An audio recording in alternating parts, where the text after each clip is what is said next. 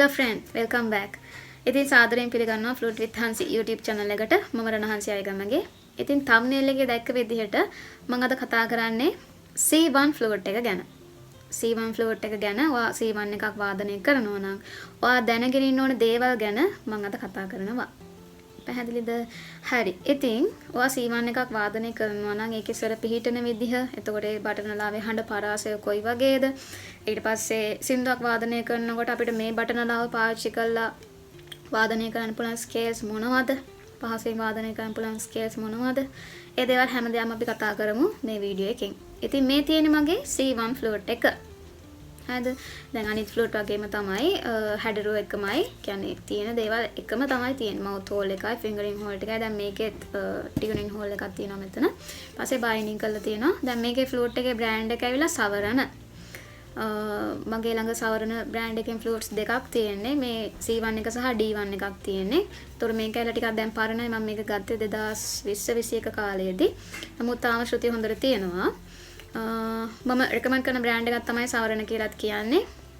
ඉතින් අපි දැන් බලමු මේ ෆ්ලූට් එකේ ස්වර පිහිටන විදිහ. දැන් ඩබල් G ෆ්ලූට් එකේ ස්වර තියනා වගේ නෙවෙයි. මේ ෆ්ලූට් එකේ ස්වර පිහිටන්නේ. කියන්නේ ස්වර තියෙන තැන් වෙනස්.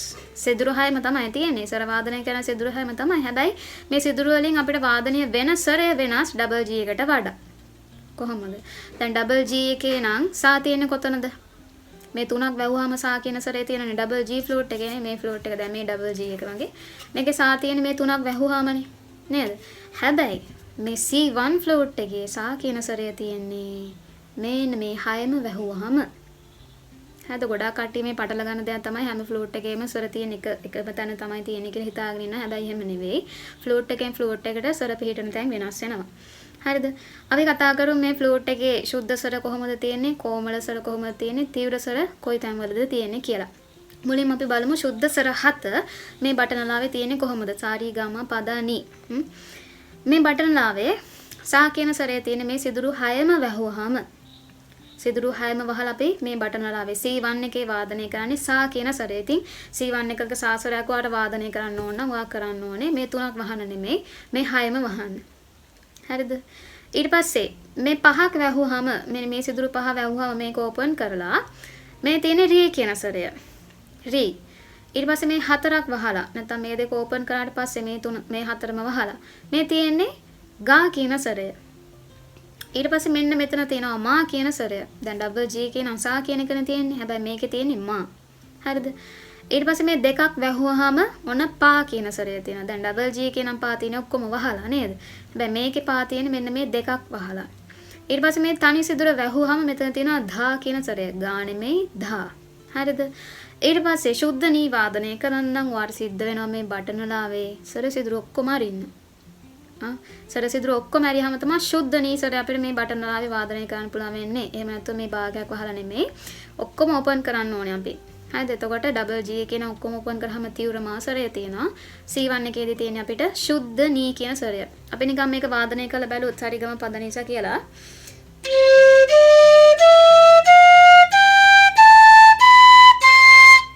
මෙන්න මෙහෙම මේ බටනලාවේ හඬ තියෙන්නේ. හරි. ඒතකොට මේ බටනාවෙන් අපිට වාදනය කරන්න පුළුවන් පහළම ස්වරය තමයි මධ්‍ය සා කියලා කියන්නේ. දැන් ඩබල් G ෆ්ලූට් එකේ නම් මන්ද්‍ර පා කියන ස්වරයනේ. දැන් මේකෙන් අපිට තියෙන්නේ මධ්‍ය සා. අපි මේකේ හඬ පරාසය ඉස්සරහට කතා කරමු. කොමල සහ තීව්‍ර ස්වර තියෙන විදිහ කතා කරලා. එතකොට මේ බටනලාවේ කොමල රීගා දානි ස්වර තියෙන්නේ කොහොමද? ඔයාට මේ බටනලාවෙන් කොමල රී කියන ස්වරේ වාදනය කරන්න නම් ඔයාට සිද්ධ වෙනවා මේ 6 වෙනි සිදුරෙන් මෙන්න මේ භාගයක් ඕපන් කරන අනිත් සිදුර ඔක්කොම වහලා මේ සිදුරු පහමත් වහලා මේකෙන් භාගයක් වහන්න ඕනේ. නැත්නම් මේකෙන් භාගයක් මෙහෙම ඕපන් කරන්න ඕනේ. කොමල රී කියන ස්වරය වාදනය කරන්න නම්. හරිද? ඒ කොමල රී. ඊට පස්සේ කොමල ගා ස්වරය වාදනය කරන්න ඔයා මෙන්න මේ තුනත් හොඳට වහන්න ඕනේ. මේකත් වහන්න ඕනේ. මෙන්න මේ පස්වෙනි ස්වර සිදුරෙන් භාගයක් වහන්න ඕනේ. නැත්නම් භාගයක් මෙහෙම අරින්න ඕනේ. හරිද?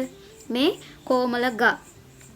කොමල ධා කියන ස්වරය වාදනය කරන්න ඔයාට සිද්ධ වෙනවා මෙන්න මේ ස්වර සිදුරු දෙකෙන් මෙන්න මේක හොඳට වහන්න ඕනේ. මෙන්න මේ දෙවෙනි ස්වර සිදුරෙන් භාගයක් ඕපන් කරන්න සිද්ධ වෙනවා කොමල ධා කියන ස්වරය වාදනය කරන්න නම්.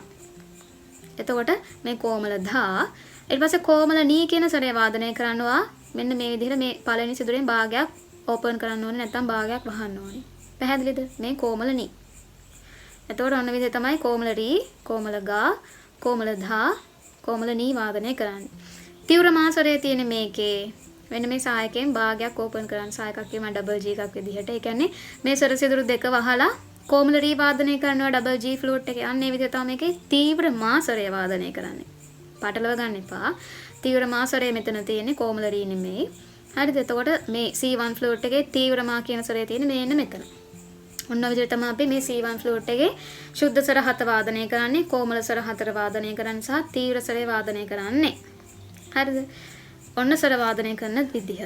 ඊට පස්සේ අපි කතා කරමු මේ බටනලාවේ හඬ පරාසය ගැන. හරිද?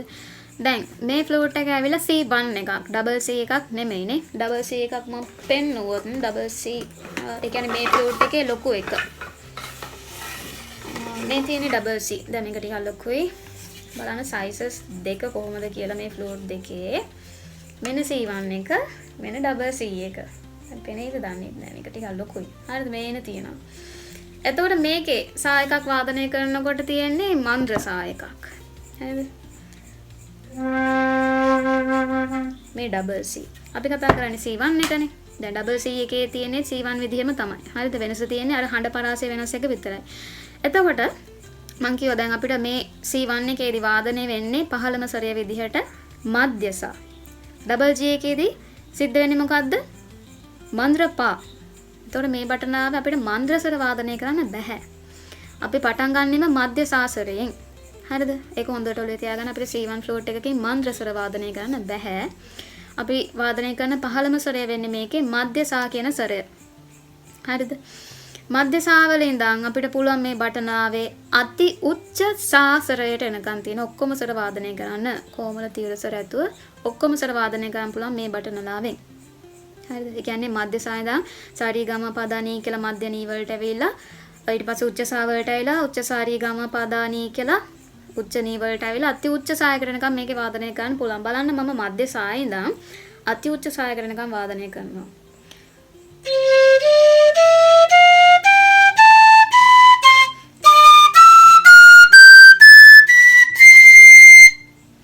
මෙන්න මෙහෙමයි මේ බටනාවේ සද්ද. එතකොට හඬ පරාසය ගොඩක් ඉහළයි. ඔයාලට තේරෙනවා දැන් සාමාන්‍ය ඩබල් G ෆ්ලූට් එකක් ගත්තාම ඒකේ හඬ පරාසය තියෙන්නේ මන්ද්‍ර පාවල ඉඳන් උච්ච පාවලට එනකම්.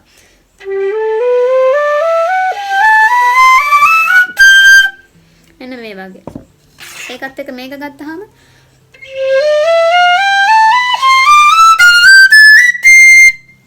ගොඩක් ඉහළ හඬ පරාසයක් තියෙන මේකේ.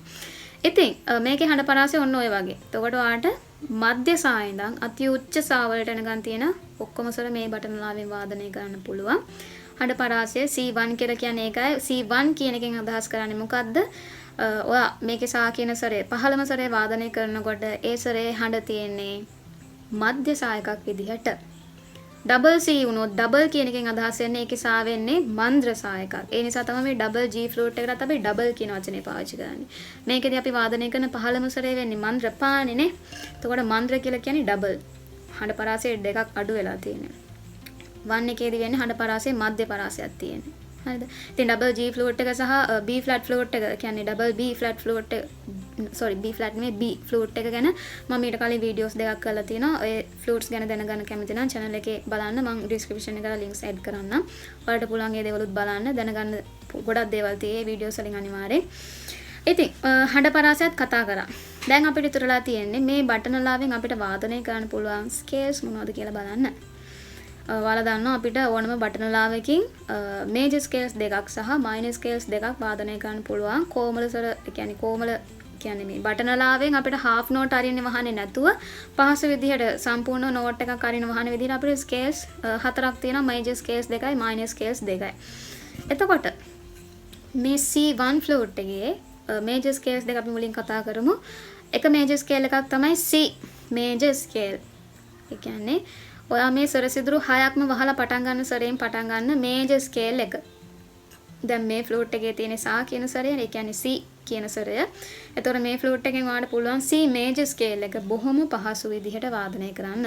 මේජර් ස්කේල් එකේ තියෙන සරිගම පදනී සා කියලා ශුද්ධ ස්වර 7ක්. එතකොට මේ බටන්ලාවේ සරිගම පදනී කියලා මේ නී එකක් සුද්ධ නී වෙනකොට මේක ඔක්කොම ඕපන් කරන්න ඕනේ. ඊට පස්සේ සා එකක් වාදනය කරනවා. ඉතින් අමාරුද නැද්ද? හරිම ලේසි නේද? අමාරු නෑ. නේ? බලන්න. ලේසි. බොහොම ලේසි. C major scale. ඊළඟ ස්කේල් එක තමයි F major scale. හරිද? F major scale එකේදී තියෙනවාට කොමල නී එකක්. හැබැයි මේ බටන් ලාවේ කොමල නී එක බොහොම ලේසි. මෙන්න මෙතනයි කොමල නී එක තියෙන්නේ. එතකොට මාපාදානි සාරිගාමා කියලා ඒ ස්කේල් එක තියෙන්නේ F major scale එක. බොහොම ලේසි. පහසුම ස්කේල් එකක්. හරිද? එතකොට ඔයාලට වෙන කොමලරි වගේ මෙහෙම half note open කරන්න දේවල් නැහැ. හරිද? ඊට පස්සේ minor scales දෙක මොනවද? මේ බටන් ලාව අපිට වාදනය කරන්න පුළුවන් පළවෙනි minor scale එක තමයි මෙන්න මේ සර සිදුරු පහක් වහලා මෙන්න මෙතනින් වාදනය වෙන සරය. මේක තියෙන්නේ re කියන සරය. කියන්නේ D minor scale එක. මේජර් නෙවෙයි minor. පැහැදිලිව ඔලුවට දාගන්න එක minor scale එක. එතකොට මේ scale එකේදී වෙන්නේ sorry ලේසි. හරිද? රේගා මාපා දානි සාරි ඔන්න minor scale එක. හරිද? බොහොම ලේසි scale එකක් මේක. ඊට පස්සේ ඊළඟ minor scale එක තමයි මේක විදිහට ගත්තොත් A minor scale එක. හරිද? A minor scale.